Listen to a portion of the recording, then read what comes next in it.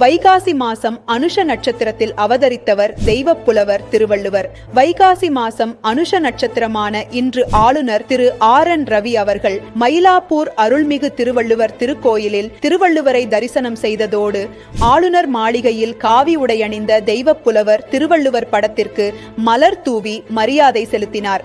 இதற்கு திமுக உள்ளிட்ட எதிர்க்கட்சிகள் எப்படி காவி அணிந்த திருவள்ளுவருக்கு ஆளுநர் மரியாதை செலுத்தலாம் என்று எதிர்ப்பு தெரிவித்துள்ளது. திருவள்ளுவர் சனாதன தர்மத்தை போற்றியதற்கான ஆயிரக்கணக்கான சான்றுகள் உள்ளன. 25வது குறளில் இந்திரனே சாலுங்கரி என்று இந்திரனையும், 1103வது குறளில் தாமரை கண்ணான் உலகு என்று திருமாலையும், பிரம்மா, லட்சுமி தேவி, மூதேவி, யமன் என்று சனாதன தர்மத்தை பேசக்கூடிய சனாதன வேராக திருக்குறள் உள்ளது. நான்முகன் ஆகிய பிரம்மதேவனே தன்னை மறைத்துக் கொண்டு வள்ளுவனாய் தோன்றி 4 வேதங்களின் பொருளை திருக்குறளாக தந்துள்ளார் என்று புலவர் உக்கிர பெருவழுதியார் திருவள்ளுவ மாலையில் கூறியுள்ளார்.